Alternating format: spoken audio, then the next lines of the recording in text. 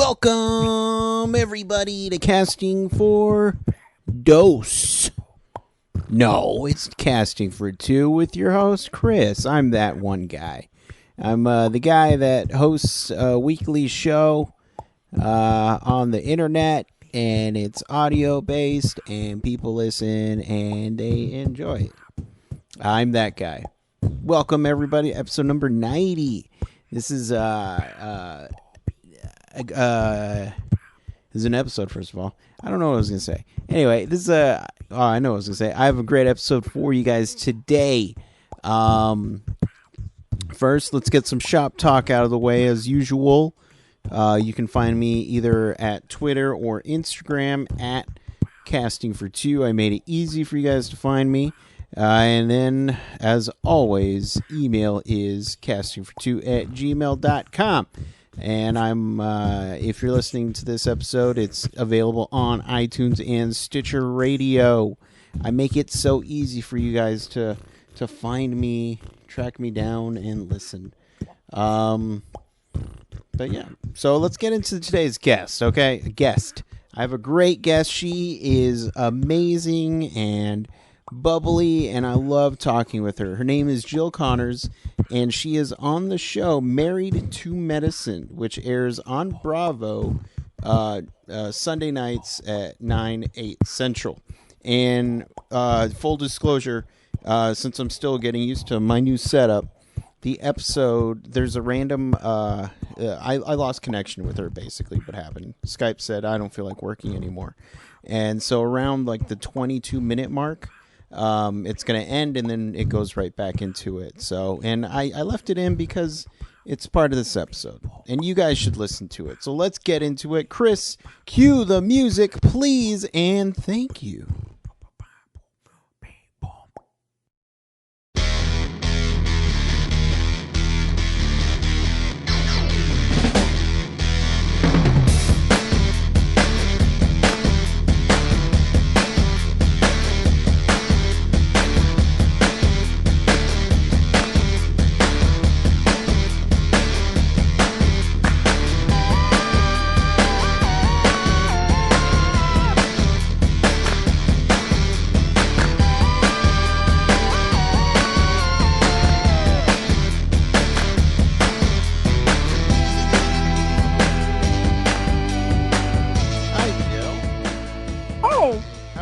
Today. I'm good. Sorry I'm a little late. But I actually just read an article that people who are late, it's not that they're like bad people or anything, it's just that they are overly optimistic. So I was actually overly optimistic that I was going to get everything done before I went to call, and I didn't get it all done. I'm sorry. No problem. That means, to that logic, I am not optimistic at all because I'm always early. You and my husband both. It's just that all you non-optimistic people are haters of all of us who are late. Right. And it's funny because my mom and my sister have the same optimistic style, and it drives my dad and I crazy because if you say we need to leave by 5, okay, that means we need to leave at 4:30, get there at 5, and their logic is no, we leave like at 5:30. Yeah, that's my logic too. And sometimes, if it's, like we're going to a movie or something, I tend to get a little, not freaked out, but just anxious because it's like, oh no, we should have left at this time. Now we're not going to get good seats. And so that's what goes in my head. Yeah. Well, life's too short to worry about all that stuff. Well, and you should know them well enough now that if you have to leave at 5, you just need to tell them that we have to leave at 4:30, and that way you've got to build in that extra half-hour cushion. Like anyone who knows me, I'm like, come on, you know that if you tell me I have to be somewhere at 2:00, you really need to say 1:30, right. And then maybe I'll get there at 2. Well, see, my sister would in her car, she had the clock ahead of schedule, so it'd be 2:00, and her clock would say 2:15. And I didn't know this, so I would sit in her car and freak out like, oh, we're late. And she goes, no, we're fine, because I put it ahead just so that we have some extra time. But she knows it, though. She knows it's a head. Right. So it doesn't really work, because then, like, you're just like, oh, no, it's a head. I don't need to be. And that would make me even later. Right. Well, that's why I think she set it back to the original correct time. But We're all a bunch of crazy girls. that's Sorry. That's all I think good. it's a female thing. I don't want to say maybe, but maybe. Okay. I definitely know a couple of my buddies are they tend to be late no matter what. So it's it just depends on your optimism level. That's right. I think that is a great way to put it. So what did you do today so far? What I Yeah. So, well, I have 3 little boys, and Mhm. I sent them all off to camp this morning. And I have taken a little hiatus from working. I work with my husband because we just sold our house, and we we moved 3 doors down. But we're renting. So it was kind of one of those freaky things where we had our house listed forever, and then we're like, no, we don't want to sell it. Forget it. Like, I don't want to sell it at all. Mhm. And then, of course, that's when you get an offer. And Right. so we got an offer, and then I was like, all right, well, if we can just, like, stay in the neighborhood and rent until I figure out where exactly I want to go, then I'll do that. And so I have this morning, after I dropped them off at camp and picked them up a snack because I forgot to pack a snack for them, I went to, I just came back to the house, and I've just been, just reorganizing, organizing and reorganizing all the stuff that just got moved. Mm-hmm. Oh, right on. I moved to I lived in Chicago, and then I moved from Chicago to San Antonio back in around the end of February, and I still have yet to unpack everything. Oh, so you need me, because I cannot stand things that are just not in their place. Right. So I'd have it all unpacked in a second. I'm a guy, so I'm like, I just need the essentials: my computer, my movies, my TV, my bed. Nothing crazy. Yeah. But that's Your beer. Yeah, exactly. And I've also never been to camp. Did you go to camp when you were younger? Yeah, kind of, sort of. I went to a couple. You're from Chicago? They don't have camps out there? No, I'm not from Chicago. That's a deprived lifestyle. Where are you from? Okay, so I was born in El Paso, Texas. Okay. But then I moved to Oregon when I was younger, and Okay. I consider Oregon my home. And then now I live in San Antonio, Texas. Gotcha. Okay. So I can't believe there's no camps in Oregon. All right. Here's the You thing. just didn't go. I'm gonna give you a little clue in. Mexicans don't tend to send their kids to camp. It's just something that we don't do. My dad never went to camp. My mom never went to camp. I'm sure their grandparents and all that never went to camp. So I guess I was just doomed never to go to camp. I can see that because, I can see how camp is sort of cultural. I have a lot of Jewish friends, and they send their kids to sleepaway camp, really young ages. Mhm. So I can see, and that's kind of their thing. But, I don't know, we just always, when I was probably, 8 or 10, my mom would send us to day camp. That was one of those, initiation things. You go to camp, and you sing songs, and you do arts and crafts, and you bake bread, and you play around, and you go swimming, and you come home. And you fight with your brother the whole time. Cause Right. Usually, we would go as family, or siblings. But so there. And then ended up I was really into ballet growing up, and that was kind of my thing. And I did ballet professionally after that. And so my camps then turned into specialty camps. I would go away and do different ballet programs. But my boys now, they just do, they're at a YMCA camp. I've already gotten text messages from my oldest, though, and he's like, can you pick us? He's so cute because he really looks out for his younger brothers. And he's like, Carson had his hand in his head in his hands the last 2 times I saw him, and can you pick us up early? I wrote back, I was like, no. Suck it up. Stay there. You have your snack. Stay there. Exactly. I had to go pick up snacks.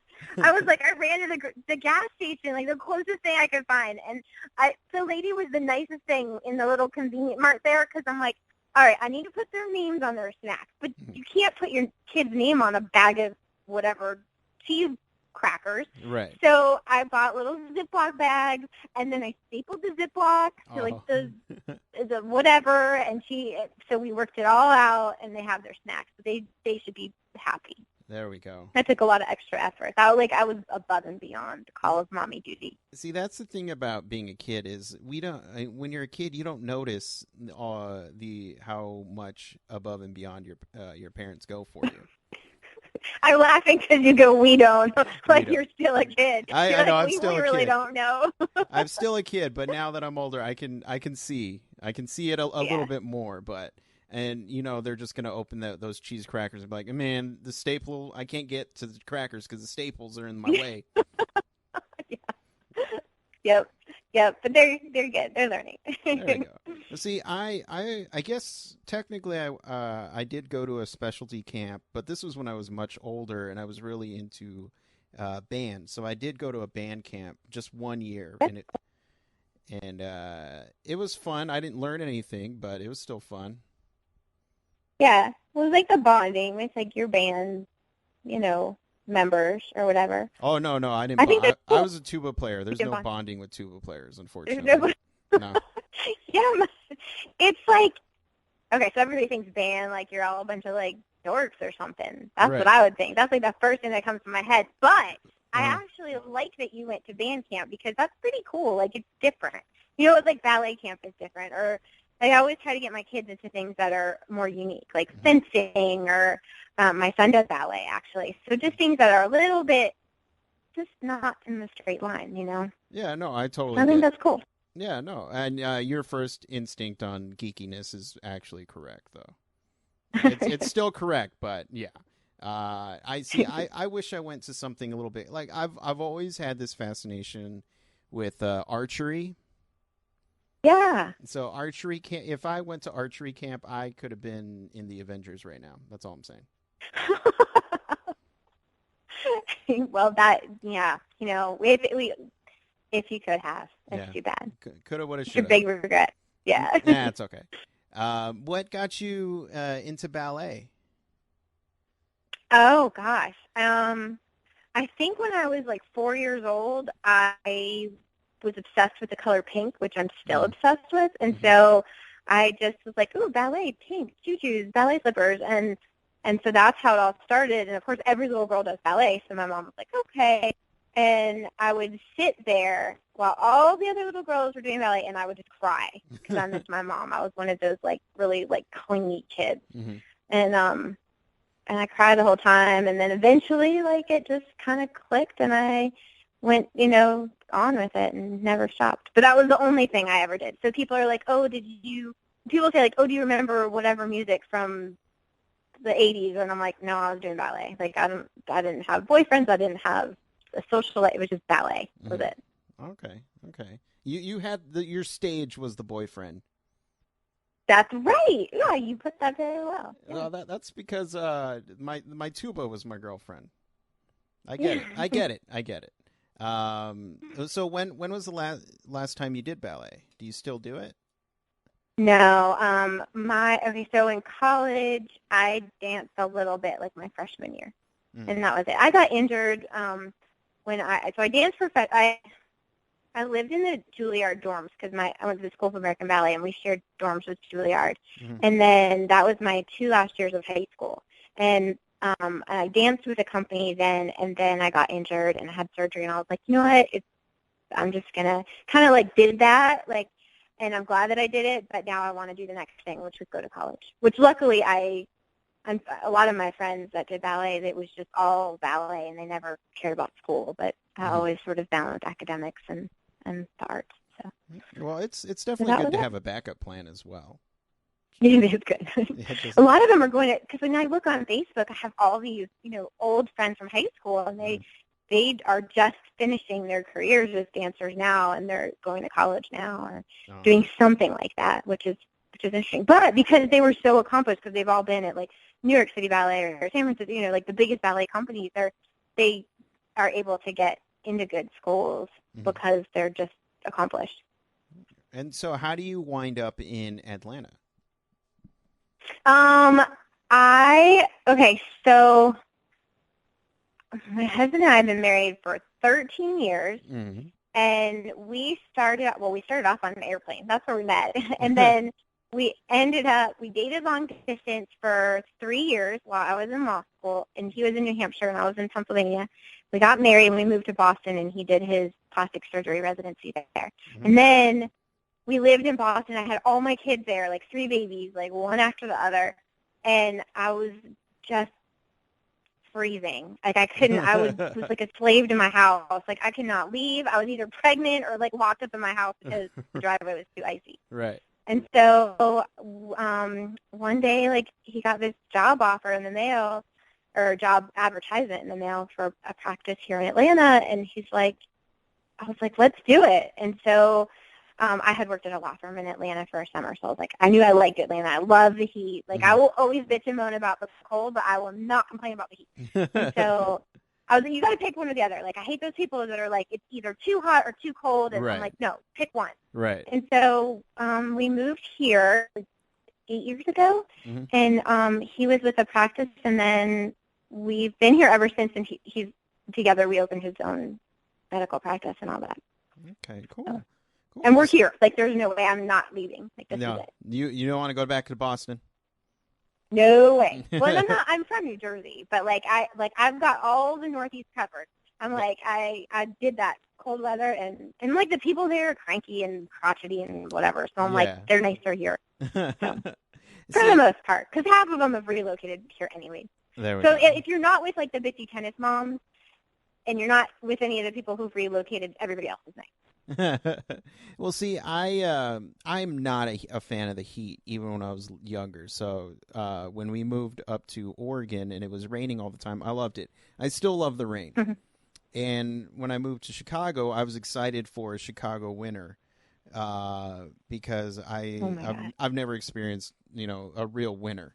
So I remember on Super Bowl Sunday, it snowed probably up to like maybe 24 inches. And my God. See, I had no idea. I was watching the game, so I was like, whatever. And so, and it was so freezing that when I would breathe, I have a mustache. I have a beard, but on my mustache, it would get a little frozen from when I would breathe. And I thought, this is so awesome. I enjoyed it so much. And then I come back to San Antonio, and it's 90 degrees. So I stay inside all day, and I don't have 3 kids or anything. But it's my motto's always been, if I'm cold, I can just put something on, no problem. But if I'm warm, I can only take off so much until it's inappropriate. I guess it depends where you are, too. Yeah, exactly. And it depends how much plastic surgery you have. There we go, yeah. So I do have some people or some family members and some friends that love the heat. I'm just like, well, you go enjoy it. I'll stay inside where there's AC. Yeah. Well, if you have a pool, which I don't have a pool, but that's one of the reasons why I wanted to move.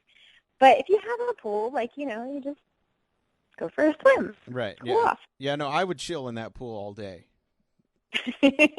You'd be doing your podcast in the pool. I would love. Just fell in. I think you start. I am gonna rename everything. It's gonna be casting in the pool, and I'm just gonna have a big giant pool party. You got something there? Hey, wait, I have a question. Yeah. Casting for 2. Where did that come from? How come it's not casting for 1, or where did 2 come from? Is it because it's just you and me? But then what if you have 3 guests or something? So the casting I wanted it to feel like every episode is like we're on a first date, and we go to a restaurant, reservation for 2. It's like, well, we're not eating, so we're podcasting, so it got turned into casting for 2. Now, gotcha. I do have episodes where I've chatted with multiple people, and it's the name stays the same. Okay, so how did I do on our first date? You're doing very well. You're very engaging, which is nice, outgoing. You're a little late, though. That's the only thing. A little late. Yeah, that's it. It's just not going to work out between us. No, it's okay. There is no future because I'm late. Good thing we learned that in the beginning. There's this whole thing that you're married. That's kind of a deal breaker for me. Yeah. Yeah. And the name of the show gives it away, too. Right, exactly. Well, let's talk a little about the show. Okay. What was the process of them coming up to you about the show? Like, how did that begin? It's so funny because people ask that, and even other people on the show will be like, are kind of surprised with the way it works for me, because I think a lot of the other girls kind of knew each other, but I work at my husband's office, and one day the girl at our front desk was like, there's like this producer on the phone. They're wondering if you're interested in being on a show on Bravo. And I was like, okay. I mean, I kind of don't figure I could say no, give something, everything a try, at least once. And Right. so that they called me and or our office, and that's kind of went from there. And it's like a long, lengthy interview process, and lots of getting to know the producers and making sure that you're the right fit. And then at the end of the day, who knows if you really are anyways. But but that's how it really all started. And it was actually like a 2-year process. And it took a lot of convincing with my husband. And so that was the hardest part. Gotcha. Okay. And then the rest is history. The rest is history. So this season, this is the 3rd season. Last night was kind of my debut episode. And I am the only new person this season. So these other girls, they all had an advantage over me because they've been doing this, and sometimes you get played for the fool a little bit, I think, because they get it. It's a game in a way. Right. It's like I don't want to use this analogy like this, but it's, you're new to the jail yard and you have these people that have already been there. And they're like, hey, let's go mess with her. Yep. And the thing with me is that I'm so, first impression, when you look at me and when I talk, I'm just like a ditzy blonde, but I'm not, because I'm very educated and all that. But I've never had to prove myself to anyone. And so that has been, it is like a jail yard, and they're like, you got to prove that you're, worthy of us, or that you're. Hey, Jill. Hi, I'm back. I am so sorry that happened. It's okay. I'm technology is way too complicated for me. So I'm glad that you got all figured out and all that stuff, and that I didn't have to do it for you. Well, technology for me hasn't been frustrating, but this whole week I had my Mac died, and I lost some interviews, and I lost my entire setup. So I had to switch to something else, and so I guess it's not used to me yet. Well, so when the call got lost, I was like, shit, I must really suck. He must totally hate me. And I'm like, I'm not sure thinking. I was like, I wonder if he just does that, if he gets bored of talking to people and then he hangs up. So I looked on your Twitter and I saw that your Mac had died and all this, and I'm like, all right. Not me. He's experiencing difficulties, technological difficulties. Yes, yeah, I would. And very relatable. And for the record, I just want it stated that I would have never hung up on you on purpose. I enjoyed our conversation. Excellent. Thank you. No problem. But now I don't know what to talk about. All I can think about is how mad I am that my Mac died. Oh my God, I know. When you just get so distracted with something, I'm sorry. I shouldn't have even brought that up. I should have just been but I know the feeling. And then when you have to go to the help desk or whatever, the Apple whatever, that's the worst thing ever, because you have to wait online forever. Right. So. Yeah. No, it's all good now. I guess what we can do is we can talk about the show, because you were in the middle of talking about the show, and then we can wrap it up, and I'll let you go on with your day. Okay. Well, let's see. You would ask me how I got involved. Mm-hmm. That's kind of where I remember we left off. And I told you that they just randomly called, and I kind of was like, well, this is an opportunity. Why not seize the day, I guess. So, but that's all that I remember. What do you want? What do you think people would find most interesting?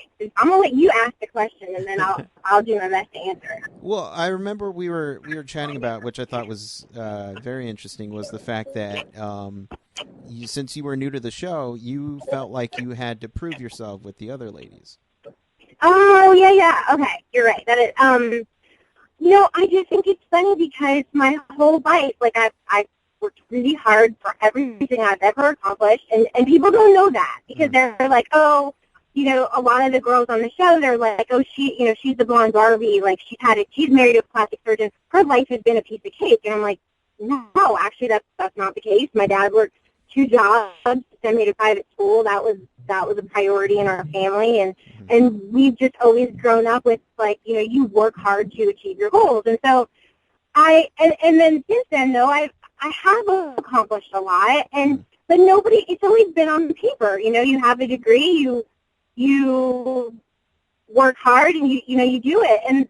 But the ladies are kind of like, well, show me that you're smart. Show me that you're not a blonde bimbo. Like, prove yourself. And I'm like, whoa, like, I thought we were supposed to be friends. Mm-hmm. Like, why do I have to prove I don't have to prove myself to anybody. Uh-huh. So that's been really challenging to me. And I don't know. I think that nobody likes my big thing in life is that I don't like people to judge me or anybody else. And I try my hardest not to judge.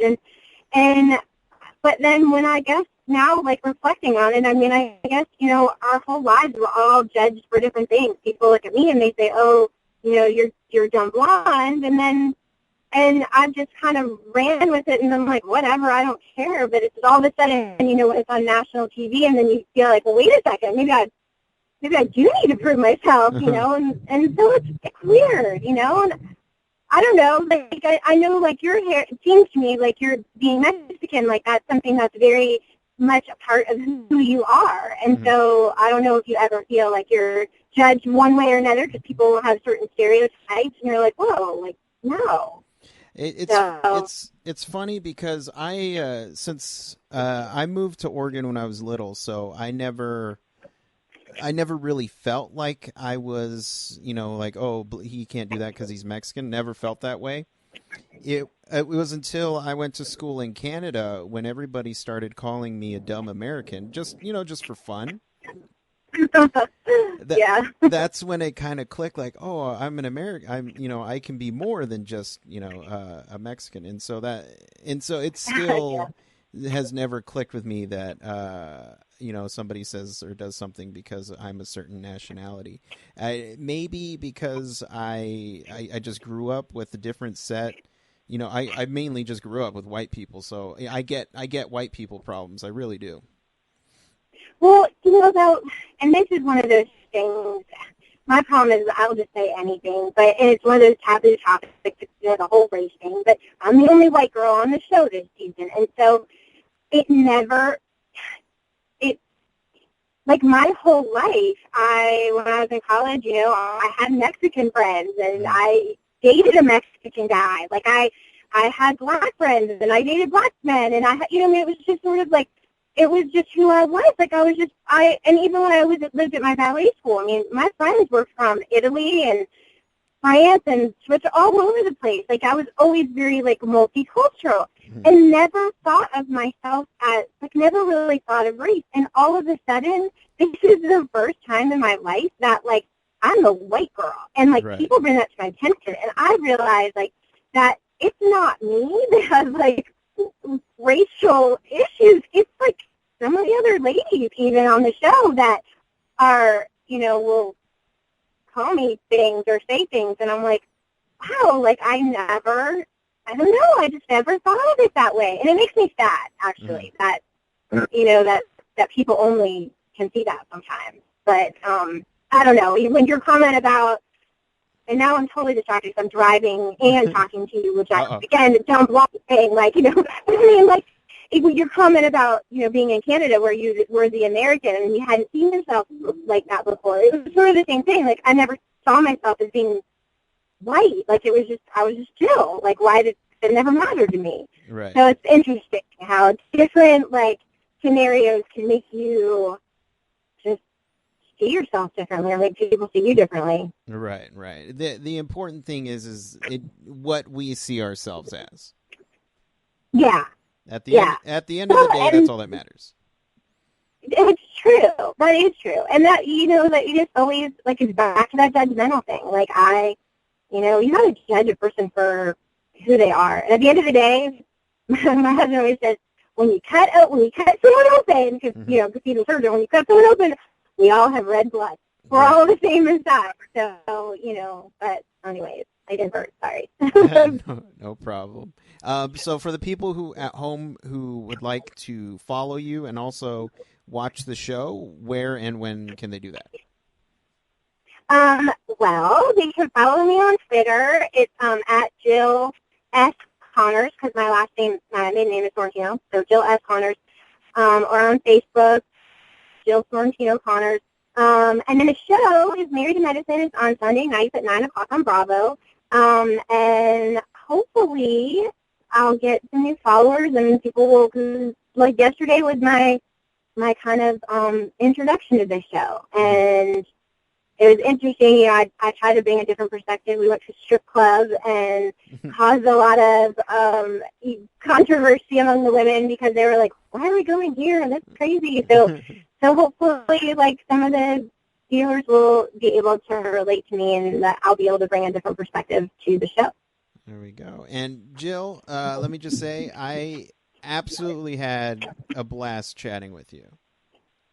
Thank you. I had a blast chatting with you too. Clearly, I like to talk. I like to listen. That's partly why I have a podcast. And I'd love to chat with you again. Okay, I would love that. Thank you so much. Thank you, and you have a wonderful day, and have fun taking care of the family. All right, bye-bye. Bye-bye.